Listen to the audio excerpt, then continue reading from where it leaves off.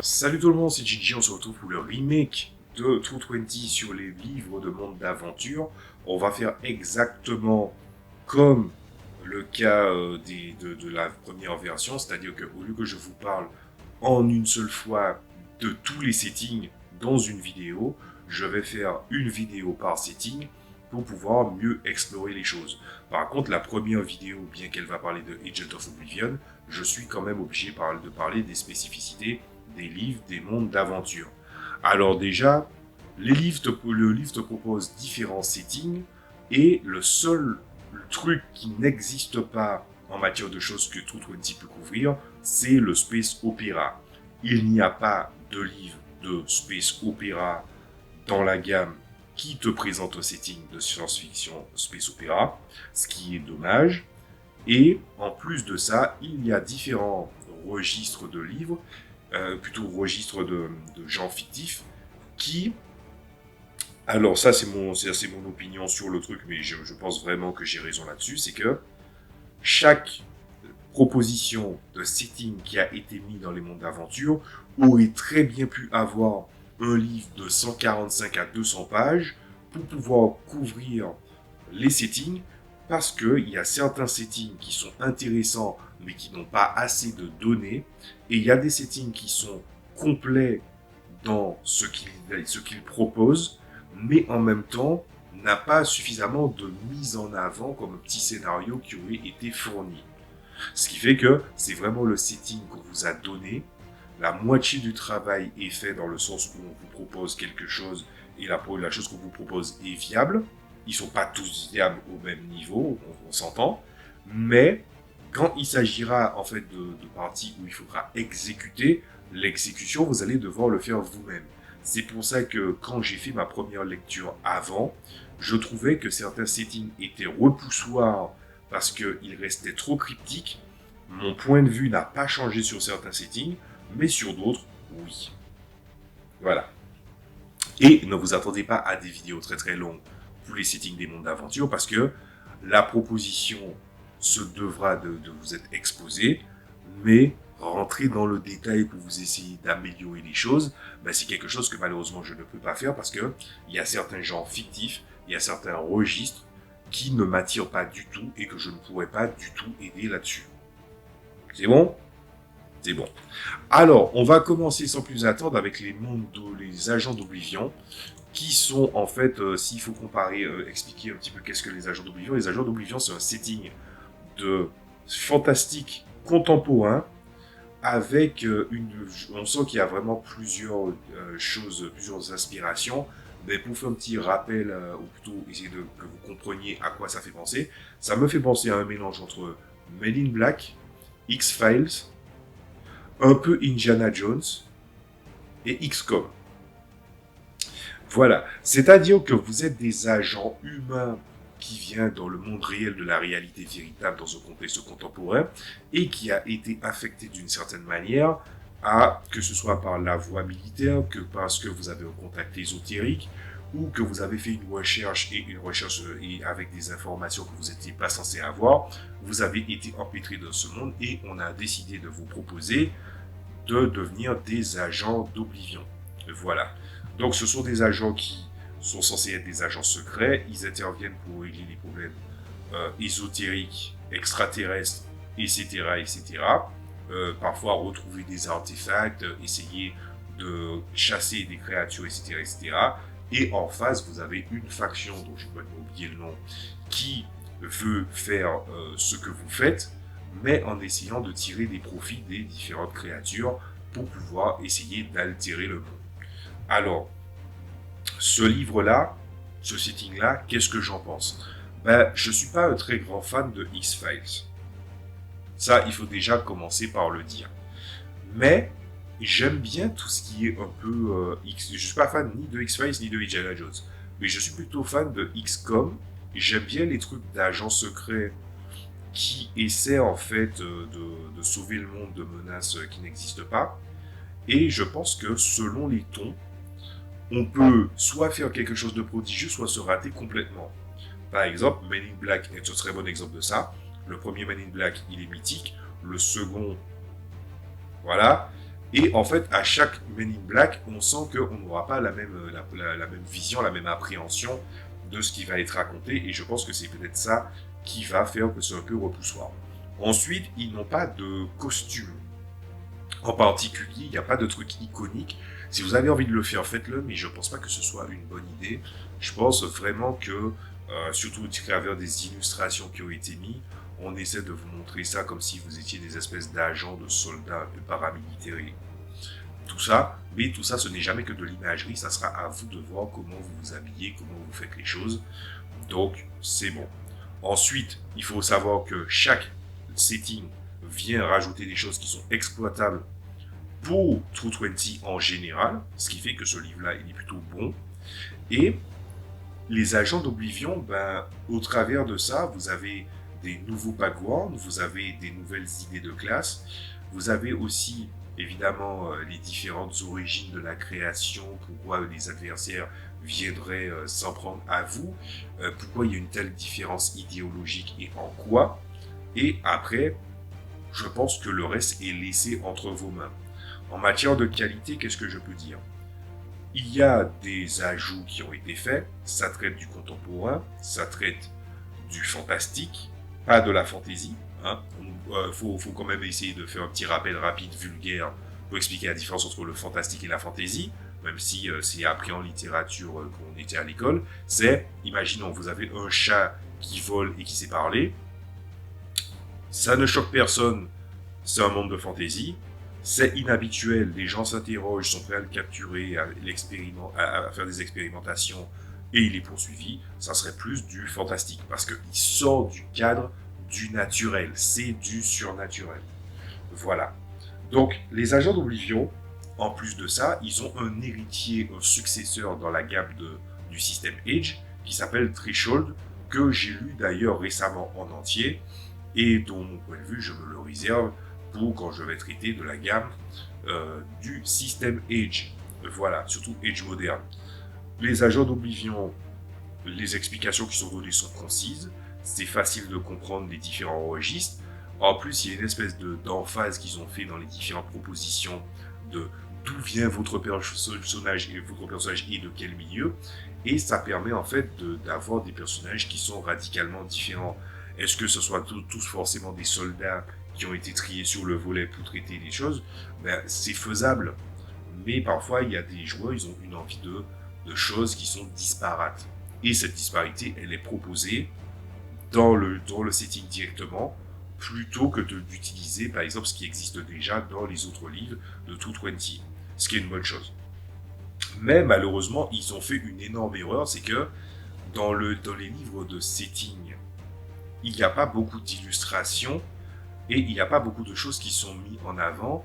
Et par exemple, pour le registre de l'arsenal, donc des équipements qui sont mis à disposition, tout en sachant qu'il existe évidemment l'arsenal de base qui est dans les niveaux de classe, plus précisément celui du guerrier, il y a une énorme faille, c'est qu'ils sont allés donner des références d'armes à feu qui existent déjà, et ils sont tombés dans la faille que j'ai déjà vue dans d'autres TTRPG, c'est tu utilises des noms d'armes réelles en pensant que la personne sait de quelle arme tu parles, alors que quelqu'un qui s'y connaît pas en armes à feu, il est complètement largué. Et il n'y a pas d'illustration pour te dire à quoi ressemble le gun. Donc, est-ce que les gens vont forcément faire retour chez Google à chaque fois, Google Images, pour voir à quoi ressemble l'arme? C'est un peu chiant. Donc, le conseil que je donnerais aux meneurs de jeu, renseignez-vous sur les différents arsenals, et après, vous pourrez en parler aux joueurs. Mais si vraiment vous avez la flemme, je vous conseille de lire le livre de l'expert et le livre du guerrier. Comme ça, si jamais les gens ont besoin de pistolets mitrailleurs, vous avez dans la partie contemporaine, pistolet mitrailleur. Fusil d'assaut, fusil d'assaut. Ah oui, il n'y a pas de AK-47, Sterhog, le FAMAS. Vous voyez ce que je veux dire par là? C'est chiant. Les gens n'ont pas besoin d'avoir une connaissance. Et c'est une faille que font beaucoup de settings contemporains ou beaucoup de jeux de rôle de type TTRPG contemporain, c'est de mettre des noms de modèles d'armes comme si ça va régler certaines choses. Moi, j'ai eu ce problème-là avec le W System de luxe, où il y avait des références d'armes, mais les références d'armes, comme certaines variantes d'armes ont des matricules différents, Bah, des fois, sur Google Images, c'était la croix et la bannière pour savoir de quoi ça parlait. Ce qui fait à un moment, j'ai fait une espèce de convergence et j'ai commencé à regarder les différentes armes pour savoir comment j'allais patcher ça. Sauf que en matière de référence d'armes, la façon dont True20 gère les choses par rapport à le W System Deluxe est beaucoup plus simple. Donc, si vos joueurs ont besoin d'outils, en vrai, les 3 livres sont utiles pour les agents d'Oblivion. Pour les ésotéristes, le livre de l'adepte est important. Pour les scientifiques et les gens qui ont besoin de faire de l'espionnage avec des dispositifs, c'est le livre de l'expert. Et si vous avez besoin de l'arsenal, c'est le livre du guerrier. Après, je le rappelle à ce que j'ai dit la dernière fois sur le livre du bestiaire. Dans le livre du bestiaire, vous ne trouverez aucune créature facilement apparente qui pourrait avoir un pas intéressant à mettre, un pied à mettre intéressant à mettre dans le décor contemporain. À l'exception d'un type de créature. Évidemment, si tu enlèves des trucs du style, parce que des fois ça arrive dans les trucs de fantastique, des fois il y a des gens, ils vont se dire, on va mettre des créatures surnaturelles, mais on va les rendre tangibles. On va mettre des zombies. C'est le seul moment où tu vois que ça peut être intéressant. Mais en vrai, je pense que tu peux mettre les démons, parce que en fait, on t'explique dans les démons qui sont exposés, c'est les démons de tel aspect, tel aspect, tel aspect, tel aspect. Tu peux, à défaut d'en faire une espèce de Monster of the Week, d'être une espèce de case, une espèce de dossier où, en fait, vous allez sur les traces de cette créature-là et de prévenir de son existence, ou s'il est déjà là, d'essayer de régler la chose. Le truc, c'est que, évidemment, quand dans le monde des TTRPG, tu vas aller combattre des démons avec des grosses thématiques, très souvent, le niveau fait que la difficulté va être très élevée.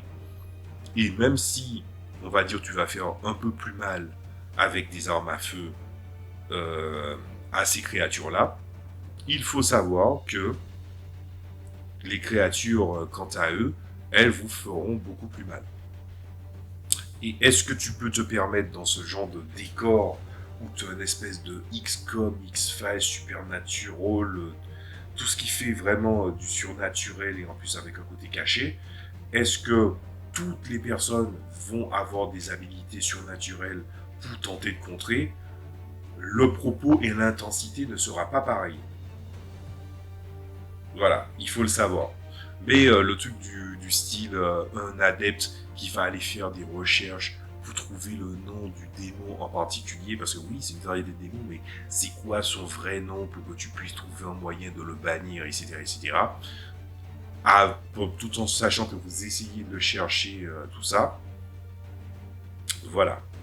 C'est quelque chose qui peut vraiment être intéressant à faire que de partir dans de longues démarches à essayer de vouloir équilibrer le jeu. Je pense que je me suis un peu perdu dans ma phrase, donc je vais un petit peu résumer ce que j'ai voulu dire par là. En gros, ce que je veux dire par là, c'est que l'ésotérisme est un choix de facilité pour les joueurs à essayer de résoudre les choses, tout en sachant que les ésotéristes dans le jeu, dans le setting des agents d'Oblivion, existent. Donc, si on se retrouve avec des gens qui occupent seulement les rôles d'ésotéristes, ça fait des groupes déséquilibrés. Et en plus de ça, malgré qu'il y ait une volonté de recherche derrière, ce qui fait la force d'intensité de ce genre de registre un peu de fantastique contemporain, c'est le fait que la menace, elle est surnaturelle, qu'il faut aller chercher, même si on a des armes plus avancées que le commun des mortels, des moyens de le contrecarrer qui va être difficile, et que la créature elle-même en attendant ne va pas baisser en difficulté. Si vous êtes meneur de jeu, vous ne devez pas essayer de rapprocher la difficulté, enfin revoir à la baisse la difficulté pour les joueurs, mais plutôt c'est aux joueurs d'essayer dans leur recherche, dans leurs enquêtes et dans leur capacité d'être créatifs pour pouvoir contrecarrer les différentes créatures. À la différence du Monster of the Week où tu sais que tu vas combattre cette créature-là et où tu vas essayer de la sceller, où tu vas trouver un artefact et comment tu vas essayer de faire en sorte que l'artefact impacte le moins de monde possible, il faudra faire preuve d'une créativité et c'est le compromis entre la fantasy et les jeux d'enquête pour le setting d'Age of Oblivion, puisque dans la fantasy, tu peux contrecarrer des rituels, tu peux essayer de trouver le nom des créatures, tu peux te battre à coup de sortilège, mais en même temps, dans la sphère contemporaine, tu te retrouves au fait que tu es d'une mortalité, on va dire, difficile à surpasser, malgré le fait que tu aies des sauvegardes, on va dire, qui sont quand même vraisemblables vis-à-vis du setting, et que ce qui fait que quand tu mélanges les deux facettes, c'est-à-dire le côté contemporain avec une certaine mortalité et le côté un peu fantasy ou fantastique où tu as des capacités surnaturelles, le meilleur des mondes dans les deux cas, c'est pas d'essayer de revoir que les joueurs voient la difficulté des créatures être vue à la baisse, mais plutôt que eux, ils se retrouvent dans leur manière de résoudre les choses avec une créativité qui est la leur et à échafauder des plans pour combattre les créatures auxquelles même toi, meneur de jeu, tu n'as pas pensé. Récompenser la créativité des joueurs en combattant des créatures qui sont bien plus puissantes qu'eux, c'est ce qui va faire la saveur de ce genre d'aventure. Ce genre d'aventure n'est pas le type d'aventure que je préfère, le type de setting que je préfère, mais je connais ses tenants et ses aboutissants parce que j'ai vu ce genre de série, même si je les ai pas aimés, ou des films, que j'ai lu la section du compagnon sur la partie horreur et la partie contemporaine, ce que je vous recommande de faire d'ailleurs, et au passage, je sais aussi ce que c'est que de voir des tas de chiffres en se disant « Ouais, mais comment ils vont faire si jamais ?»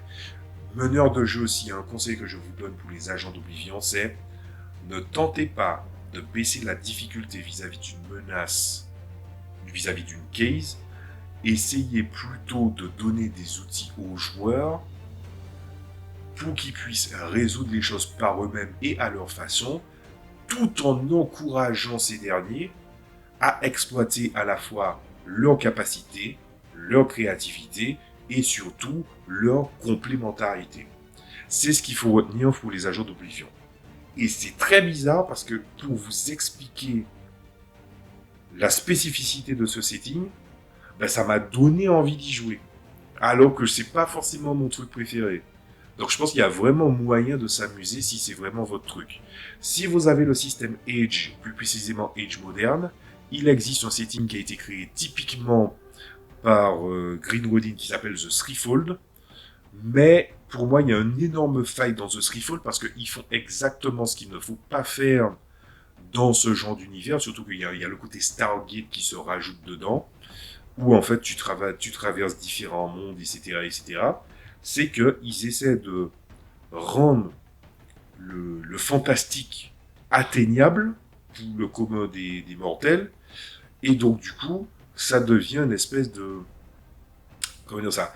Une espèce de Stargate slash blockbuster d'action qui refuse de se l'avouer, alors qu'il vient rajouter du lore, qui on va pas se mentir, fait bailler un peu, et qui en plus ne te donne pas d'élan de créativité, en tout cas il ne me l'a pas donné. Donc Age of Oblivion sur le système Age a un successeur qui est The Threefold, mais pourtant Age of Oblivion, malgré ses défauts, je trouve qu'il arrive à en fait maintenir une tension spécifique à ces gens fictifs pour proposer une bonne aventure. Donc Age of Oblivion, moi je pensais que j'aurais dit un truc du style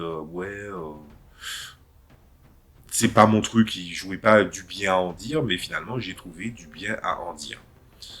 Je sais pas si au moment où je suis en train de tourner ces vidéos, j'aurais noté le setting. Voilà. Donc du coup, je pense que je vais peut-être être amené à le faire et vous l'aurez affiché en quelque part. Bref, en tout cas, c'est tout pour moi. Je vous dis à la prochaine fois. Le prochain setting, c'est The Blue Throne, le trône de sang. Et là, ça va être un peu plus compliqué à définir. tout en sachant que c'est un registre qui pourtant je suis assez proche et que j'apprécie en temps normal. Je vous dis à la prochaine fois. Salut à tous.